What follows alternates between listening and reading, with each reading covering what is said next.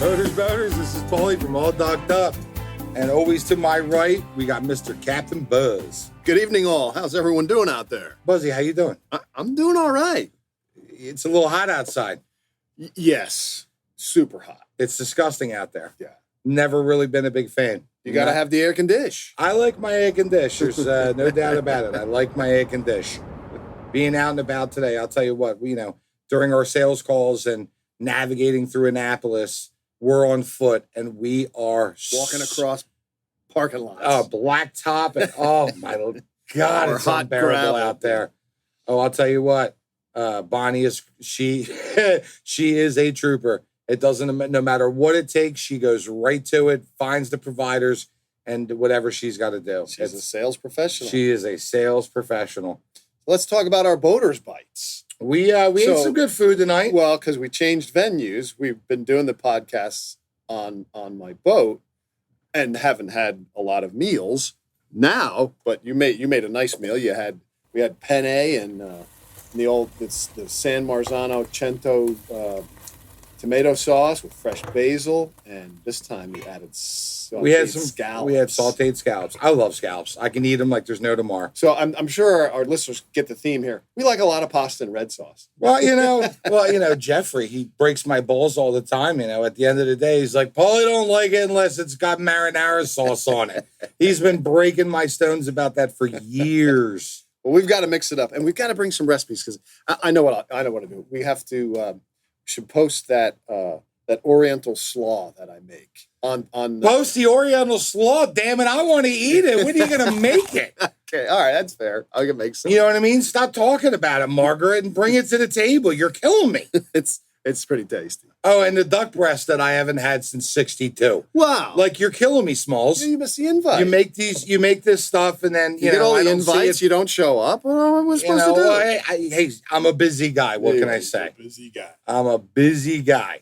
Well, that Oriental slaw, which is fresh cabbage and a nice rice vinegar dressing, but then you put roasted ramen noodles on top. Yeah. Oh, that's good. It is a goodie. That's a good sound. That saved us a couple of nights on our canal days. The good old canal days. Buzzy used to make duck breasts and sear them on the grill, and we had the Oriental coleslaw at 2:00 in the morning. Wow. They saved us plenty of times. Tied up to the dock safely. We are tied up at the dock. All right, so Captain's briefing for this week. To make sure you close your portholes and hatches before you take off. And why would you want to do that? Well, there's a couple reasons. First of I remember. Okay, first of all, if you're at the helm and it starts raining and you got a hatch open, that's kind of look at it's not too good for the cabin. Yeah, it's a little moisture buildup in the cabin's not so good. And then you could potentially splash water through a porthole that's below the gunnel, right? But it also could allow fumes from the engines to get into the cabin as well. Good old station wagon effect. That's right. Every single time. So yeah, you gotta, before you get underway, check your portholes, check your hatches. Always a good plan. I've seen people running, they're underway and they got their forward hatches that are open just a little bit to catch a decent amount of air to go through. Sure. And then they hit a substantial wake or the wind just really gusts and blows and then blows it all the way back. And literally strips out the locking mechanism on the port on the hatch itself. Yes, I've seen them smack all the way back. Yeah, good. And they break. Good point. They're some of them are pretty tough, but some of them are very ginger. But the problem is once you strip that locking screw that locks down on the shaft that locks it into place, then you got to replace the entire thing. Yeah, and I don't know how to do that. That's something we may look into because I've got one of my hatches is stripped and they're all of those arms are riveted in. Yes. So I'm not exactly sure how to repair those. So maybe somebody knows and they can let us know how to fix it. I'll tell you what, and yeah, we can have a guest on that can tell us how to pull hatches out, windows, and rebed them. Because I'll tell you what, I have seen the guys at the marinas, pulling windows and hatches and portholes and having to rebed them in the right way so they are sealed. Yeah. You might not have a leak, but you get water penetration that comes through. and it rots out the fiberglass on the inside, or Sure, if it's a cord hull, yeah. it rots everything around it. And on the inside of the Not window, to mention a headliner, it's inside. Right, if you have a leak on the inside, you get mold. It's just no good. It's nishkit. So keep them closed. Keep them closed, baby. All right, so Keep what's your detailer's briefing? Detailer's briefing? What kind of brushes are you using to wash your boats? Oh, yeah.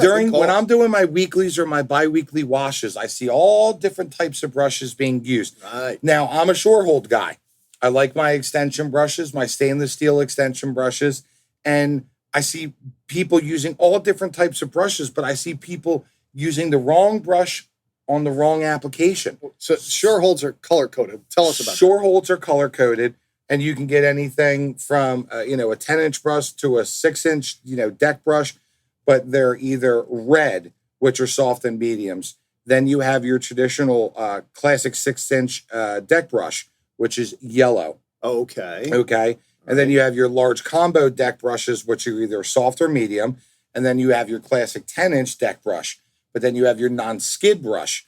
Even so, you have yellows, you have red, you have white, and then they make an ultra plush that's blue, ultra soft. So if I try to wash the boat once a week. I've been using yellow. Do you recommend I move to blue? When you're doing anything that's not non-skid, a lot of the times I see people, they're pushing real hard. Even a classic 6-inch, it's a deck brush. It's going to work just fine on regular fiberglass. But you're pressing and you're going to leave hairline scratches in the gel coat. Okay. You want to use an ultra. If your boat is polished to the hilt and you're using a brush like that, take the boat, cock it in the sunlight, and you will see what the brush is doing to the gel coat. Use an ultra soft plush brush when you're doing regular fiberglass, nice and clean, anything that's, that is not non-skid. Okay. I have 3 different brushes that I use. If I'm doing a customer's boat, if I'm working on the forward decks, I'm using a non-skid brush. Sure. And then if I'm working on the gangways from the front of the bow going all the way to the back of the stern, okay, I'm using your traditional 6-inch deck brush. I have some other smaller custom brushes that I get from my manufacturers. But if I'm working on a high-end, real expensive boat, you want to use an ultra plush on anything. That's the blue. On the gunnels, anything along those lines, that's a blue. Okay. Just pay attention to the brush you're using. A lot of people don't like to take the time to, switch them back and forth. But the reason why they have quick disconnects on them is that it makes it that easy to be able to do that. Use the right brush. So when you are washing, because your detailer already has enough stuff to get out of the gel coat on your boat, don't add any more scratches. Right. And sometimes, I see people using even the soft brushes on their isinglass, which is a big no-no. That is a big no-no. That is something that you're using. A hand mitt, that's an ultra soft. I also have horsehair brushes that I've used in the past that I like, but they're uber expensive. Yeah, I have the mitt. Right. Yeah. The mitts work really well. So just pay attention. Like I said, if you're using a shore hold product, which is what I like, Camco also makes brushes as well. I'm seeing them start to hit the market as well. Just pay attention to the type of brush that you're using. Use the right application. And there's plenty of videos. There's us. You can go on Shorehold's website, and it shows you exactly what application each brush should be used for. All right, cool. All right, well, we got a couple topics tonight. What are we talking about tonight, Buzzy? Well, a lot of folks are rafting up, so I thought we'd talk a little bit about rafting up. Rafting up, dropping a hook. Correct. Setting it the proper way, the proper length. That's right. And there is a science to it. And I'll tell you what, this is awesome that we can share the true science on how much road and anchor road you should have out based off of conditions, depth of the water, amount of freeboard on your boat. Yep. So there's many different types of anchors. And so a little bit difficult to do on a podcast because, they're visual. There's Danforth, there's Mushroom, there's all kinds of different types of anchors and for different types of bottoms, and clay and sand and grass and rocks, right? So you got to know what's happening under the water. Make sure that you have the right anchor in the environment that you are boating the most in. Correct. But when we talk about how much road, and the road is, the line, if you will, connecting the anchor to the ground tackle or the windlass, right? That's called the rode. Right. You have chain and rode. Some boats have just chain. Some have just rode.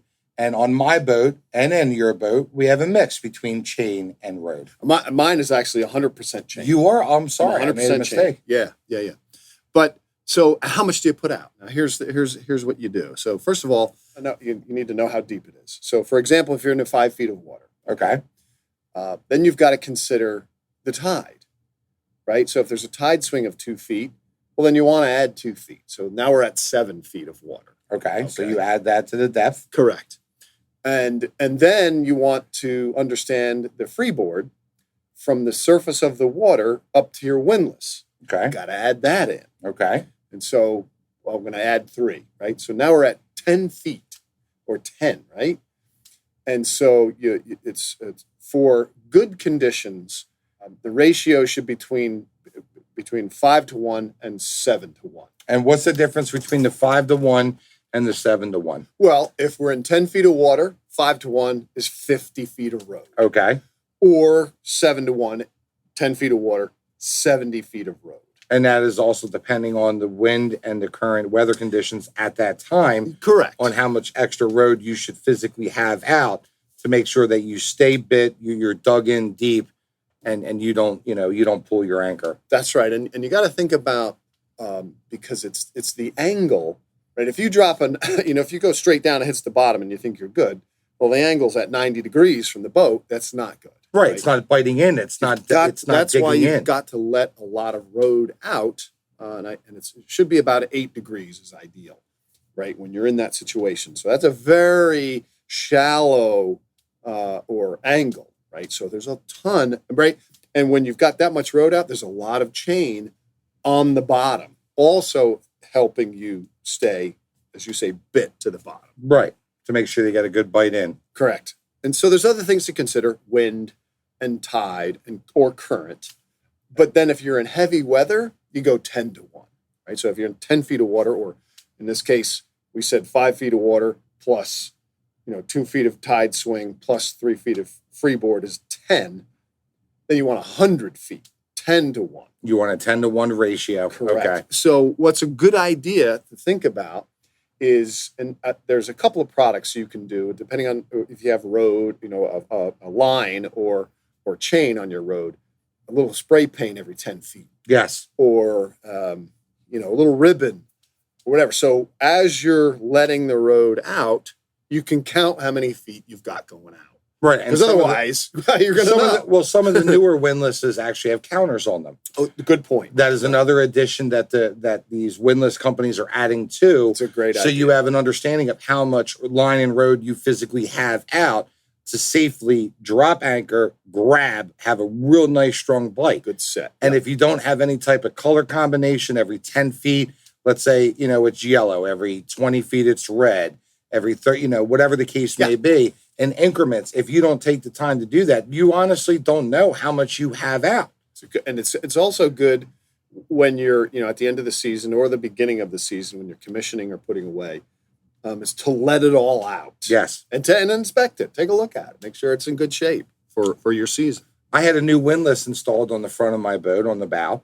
I replaced the chain and rode. I kept the original anchor that was proprietary from the manufacturer. Nice. And because it was just chewed up and down, up and down, up and down. You use it a lot. I was using it all the time. Road gets chewed up. And for a lot of the times, a lot of people don't realize this too. Guys, when you're out there and you're dropping an anchor, the only windlass company that I know of currently right now is a good that allows all the pressure that you physically do not have to tie off on your forward cleat. Oh. Okay? Yeah. So what I was doing is I was letting the brunt, all the weight, the current, the wind, and everything sitting on the main clutch. Not good. On the main gear and clutch of the windlass. Right. And what ended up happening was it chewed it apart and it broke. That's a good call. Yeah, if you tie it off. Right, tie it off onto a cleat. And each manufacturer has specifications. But to my knowledge, currently at the moment, a good windlass is the only one that I know of. Good is the brand? Good is the brand. Okay. That allows that you do not physically have to tie It's got off. a lock mechanism. It's got a locking mechanism built inside of it. So I ended up having to replace mine. It was done. Everything was just chewed apart. And I'll tell you what, when I installed the new chain and rod, I did it right out of the box on the hard. But the problem was the line was twisted. So when I actually deployed it going out, the rod itself was literally twisted. So when I was trying to retrieve it, it kept getting jammed up. It was getting bound up. It was getting bound up from the twist. Yeah. So letting it all the way out, checking your chain and your rod, making sure you have the paint markers and I'll tell you what, I made a mistake. So I had to take the boat physically out and drop it all out and literally, unwind it because it was literally twisted. It drove me nuts. Interesting. Yeah, it's like a fishing pole if your line is twisted. Absolutely. Kind of so I'm fortunate because my rod is all chain, right? And it's got a stainless steel channel, and then because I'm not going to tie my chain to a cleat.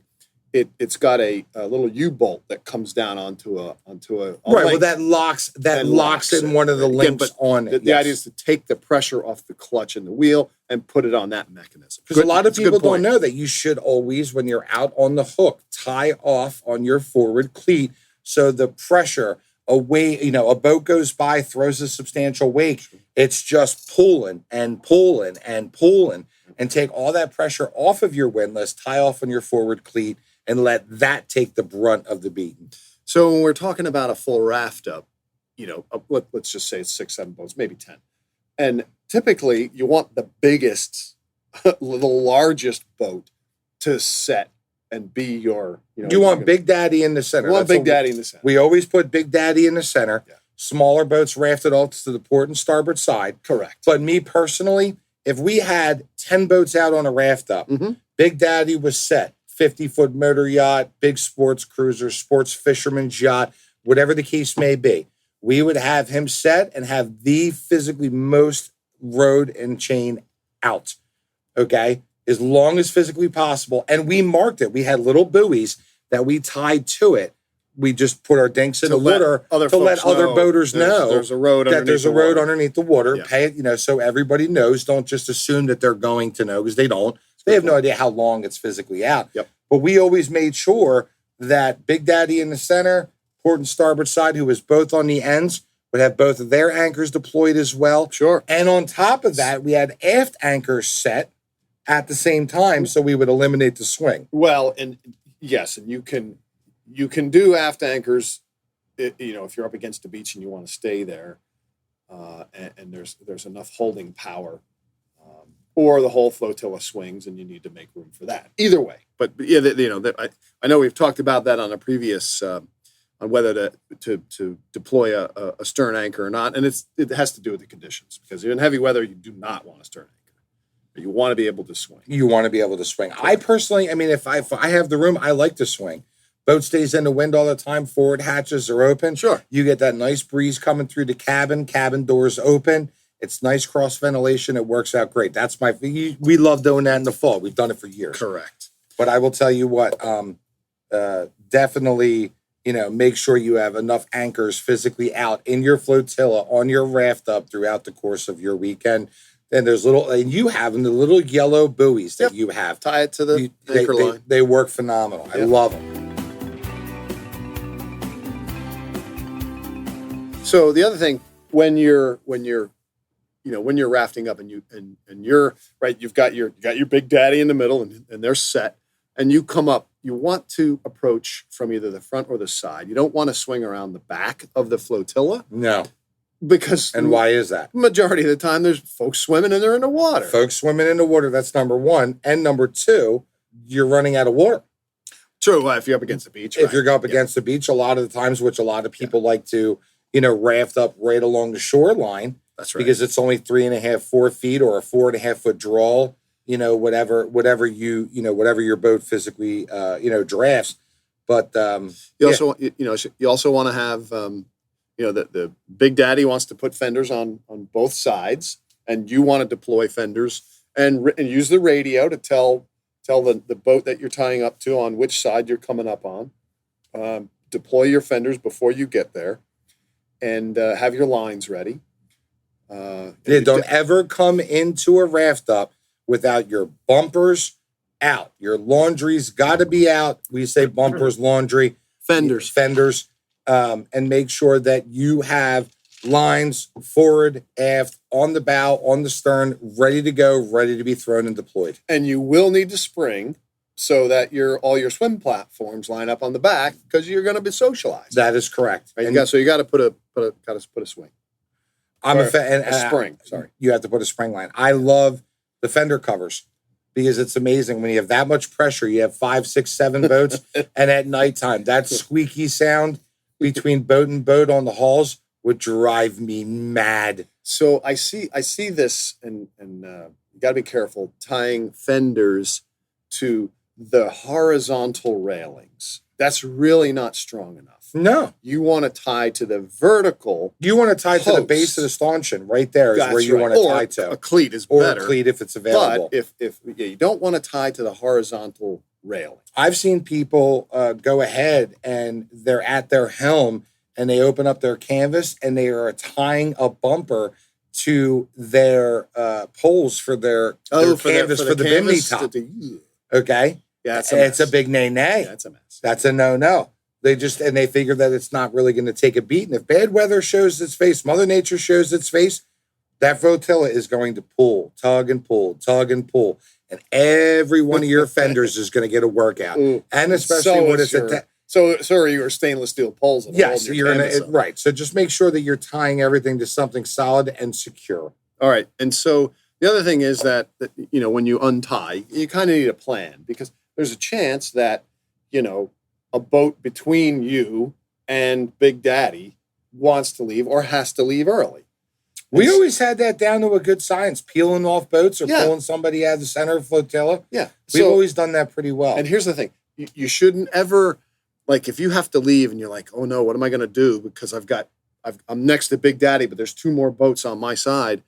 Don't sweat that. Just get the team together and say, guys, I got to go, and make a plan and you're fine. Just go ahead and pull out. Again, you have to have a plan. And don't be the Momo, that does it without telling anybody. That does it without telling anybody, because I've seen that happen a couple of times. I've seen that. And that's as dangerous as can be. I've seen boats decide that their generators are, they take a kaput overnight. There's no air condition. The wife is sweating her ass off. She's all bent out of shape. You know what I mean? They just up and decide that they're going to peace out at 2:30, 3 o'clock, 4 o'clock in the morning. Yeah, no. They don't say anything, and that is asking for trouble. That is not the right way. Yeah, that's a big, if you're the guy that's going to be like, honey, we're not spending the night, you better be on the end of the flotilla. Because the rest of the people you're rafted up to, and a lot of the, how many times have we been out and we're able to safely navigate them out without a problem? Oh, it's as long as you got a plan and you need a bunch of hands. Novice boaters. And you got to be able to handle lines and up and over and away they go. No problem. And just take the time. Tie it back together and continue on. Exactly. Yeah. Any of the new boaters that are out there, guys, we've all done it. If you have a question, ask somebody who's seasoned. If you're going to if you're going to have a big raft up over the weekend, have a plan. That's all. Be prepared, be ready, and keep it safe. So we got two more things to talk about. One is, I know you and I have talked about having the Coast Guard Auxiliary do an inspection, courtesy inspection. Well, I had mine this past weekend. Yeah. I pulled up. Well, you did, and I couldn't. I was busy, right? I was on a customer's motor yacht, a 392. Yeah, you're hitting the horn and everything. I had to make sure. I always make an entrance. You know that. I'm busy here. Be right with you. Yeah, but I'll tell you what. So Buzzy's in the middle of Captain Buzz is in the middle of a Coast Guard inspection. I pull up on a 392 Silverton motor yacht. Captain Buzz is like, who are you? Because you didn't notice it right off the bat. No, I was running the boat.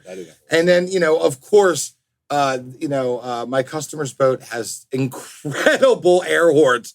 So you know me, I had to say, how you doing? Yeah. And Buzzy's looking at me. Oh, I'm telling you what, you did not like me much. Well, I had to ignore you because I was busy. So I felt bad. I said, but I gotta, after I knew who it was, I said, well, I gotta keep going here. But anyway, I earned my sticker. Let's get that out of the way. I love getting my boat inspected by the Coast Guard Auxiliary. But I did have a problem, and as I learned something every time with these gentlemen and men or ladies that do this. because they're volunteers. Super guy, very knowledgeable. But I hit my horn didn't work.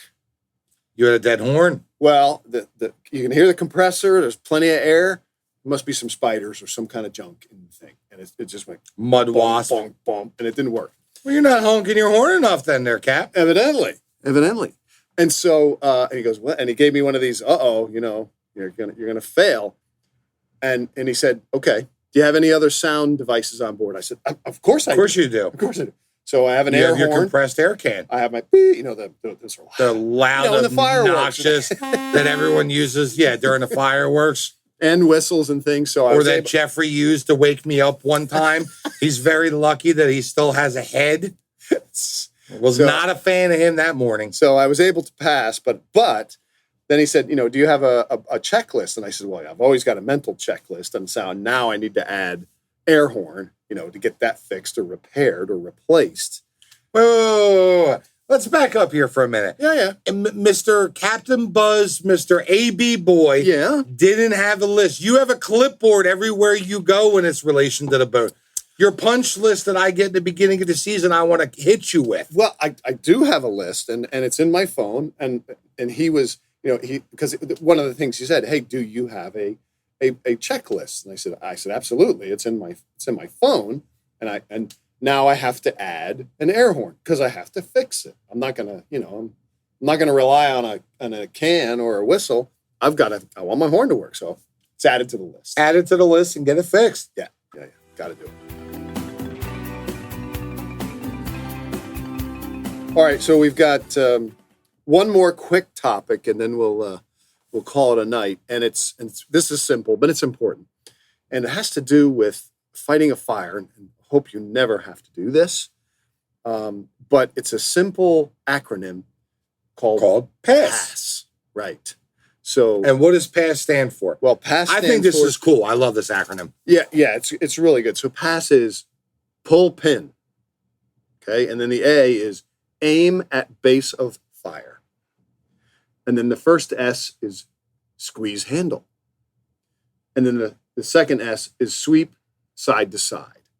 So PASS. Pin, base of fire, or pin, aim, squeeze, sweep. PASS, P-A-S-S. So if you just, when you look at a fire extinguisher and you think of PASS, that may help you when you're in an emergency situation and you need to deploy a fire extinguisher and put out a fire. I got fire extinguishers everywhere on board. I've got 4. I have one sitting right at the helm and I'm telling you that I have access to in a second. I have another one that sits at the base of my feet. I have another one that sits right above the engine hatch. I see a lot of people have them stowed away in places that, guys, boaters, when you're out and about, if your fire extinguishers are not readily accessible, believe me, I pray to God that you never, ever, ever have to use them. But I will tell you this much. You want to make sure that they are in arm's reach at all times, not stowed and tucked away where you can't get your hands on them quickly. Just sitting here talking, I'm learning, and I'm thinking, well, I always tell people where the throw cushion is. But you never tell them where the fire extinguisher is. I will now. Why not? Right. Now, mine are out. Right. Like I said, they mine's can see out. it, but I have to tell them where it is. Tell them where it's at. I mean, tell them what PASS means. Yes. Maybe they'll listen to the podcast and then they'll know about that. Absolutely. And I'm telling you what, I can't wait till we get to the point where the podcast is live and interactive right off the bat, where boaters are able to either send messages directly through and that we can answer questions on the spot. That's a great, and really, we will evolve. We are going to evolve to that, guys. I am working night and day. Yeah. I'm out on the streets all day, adding providers left and right. We're in Annapolis right now, building the Annapolis marketplace. We are crushing it. Yeah, there's a lot of hype. There's a lot of hype that's going on right now. But at the podcast, here with the podcast, I want to make sure that we get to that point, and as quickly as possible, we will. That we can help boaters right on the spot. Yeah.